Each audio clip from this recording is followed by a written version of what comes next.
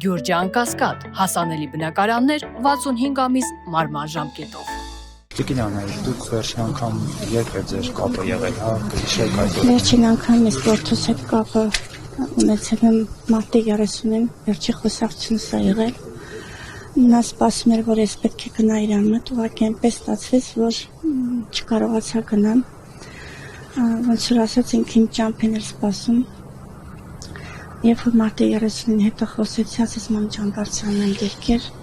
սպասեց իմ զանգին, մինչև ես քեզ զանգահարեմ, բայց եղավ արդեն ապրիլի 1-ը, 2-ը զանգը որ չստացա, արդեն անհանգստացա իրենից։ Որ ամսի 1-ին հարևանոց տունը սուրճ էր խմում, մի մոմենտ տեսա, որ պատի վրա ժամացույցը կանգնեց։ Ու դրանից հետո 1-ի գիշերը մինչև 2-ի լույս առավոտը, գիշերվա ժամը 3-ից ես տարբեր երազներ եմ տեսել, վեր եմ թռել,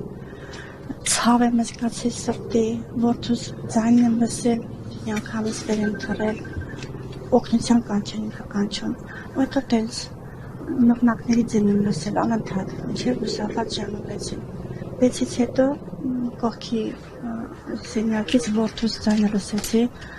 որ իմ հարևանու հետ էր խոսում, որ ինքը գտնվում էր Ղարաբաղում,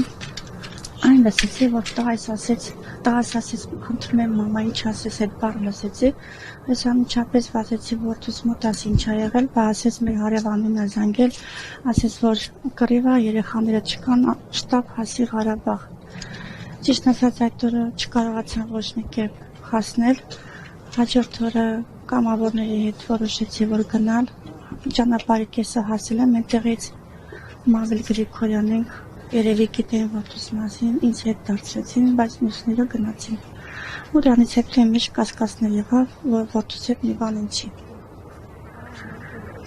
Ինչ էր պատմություն մասին ձեր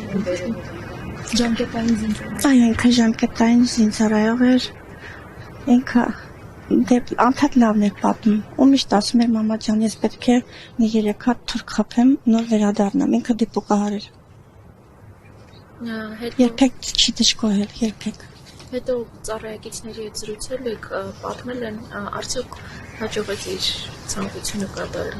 Այո, ծառայակիցների հետ խոսել եմ, ասել են, որ խփել են, ես հետո Ղարաբաղ եմ գնացել, իրեն որոշ իրեր եմ բերել, ու 3 հատ բան է եկել պատրոն, որը որ չէր խփել, 3 հատը մնացել էր, ես դա հետս բերեցի,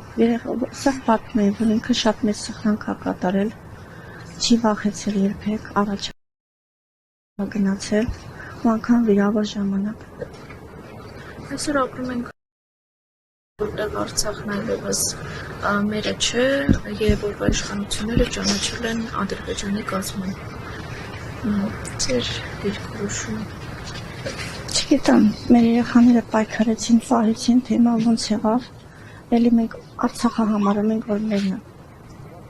Ու ես հուսով եմ, որ ետ ենք վերադարձնելու Արցախը։ Այսինքն դուք ձեր որդու զոհվելուց հետո հնարավորություն եք ունեցել կանգնել այդ հողից։ Այո։ Ես ինքս եմ զինվորական, կամքով ուժեղ եմ, և բոլոր մարմիններ խորհուրդ կտամ, որ իրենք էլ այդ ուժը ունենան, ու պայքար են հանում մյուս երեխաներին։